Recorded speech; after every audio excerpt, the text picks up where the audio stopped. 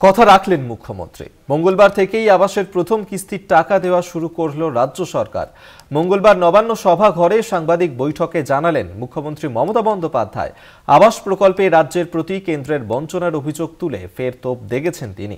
লোকসভায় খতিয়ান দেখিয়ে পাল্টা রাজ্যকেই আক্রমণ করেছেন কেন্দ্রীয় অর্থমন্ত্রী নির্মলা সীতারামন।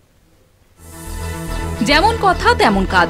গত লোকসভা নির্বাচনের আগে মুখ্যমন্ত্রী মমতা বন্দ্যোপাধ্যায় প্রতিশ্রুতি দিয়েছিলেন, কেন্দ্রের আটকে দেওয়া আবাস যোজনার বকেয়া টাকা রাজ্যের তহবিল থেকেই রাজ্যবাসীর হাতে তুলে দেবেন। নির্বাচন মিটতেই শুরু হয় সমীক্ষা। সেই মতো মঙ্গলবার থেকে আবাসের প্রথম কিস্তির টাকা দেওয়া শুরু করল রাজ্য সরকার। মঙ্গলবার নবান্ন সভাঘরে সাংবাদিক বৈঠকে জানিয়েছেন মুখ্যমন্ত্রী, এদিন নবান্ন সভাঘরের প্রতীক হিসেবে ৪২ জন উপভোক্তার হাতে চেক এবং স্মারকলিপি তুলে দেন তিনি। আজকে একটা ঐতিহাসিক দিন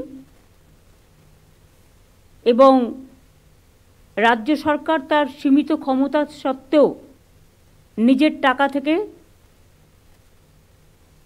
সম্পূর্ণ নিজস্ব টাকায় বাংলার বাড়ি গ্রামীণ প্রকল্পে রাজ্যের ২১টি জেলার ১২ লক্ষ যোগ্য পরিবারকে বাড়ি তৈরির জন্য প্রথম কিস্তির ৬০,০০০ টাকা করে তুলে দেবে। আজকে টাকা সরাসরি তাদের ব্যাংক ও পোস্ট অ্যাকাউন্টে যেতে শুরু করেছে।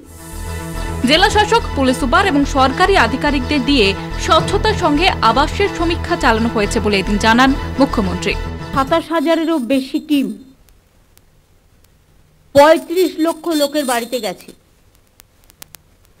ডিএম, এসপি, এসডিও, বিডিও, আইসি, ওসি সবার নজরদারিতে স্বচ্ছভাবে তালিকা প্রস্তুত করা হয়েছে। ২০১৬ থেকে ২০১৭ সাল থেকে বাংলাকে আবাস যোজনায় ২৫,৭৯৮ কোটি টাকা দেওয়া হয়েছে, দাবি কেন্দ্রীয় অর্থমন্ত্রী নির্মলা সীতারামনের। রাজ্য সরকার কেন্দ্রের প্রকল্প নিজের নামে চালাচ্ছে বলে এদিন লোকসভায় ফের অভিযোগ করেন অর্থমন্ত্রী।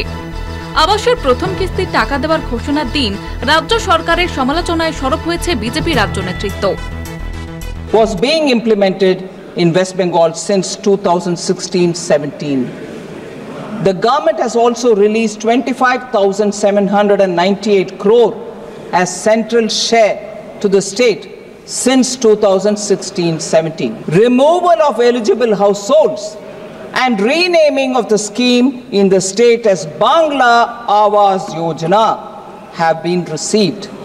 The ministry has sought action taken report from the state government.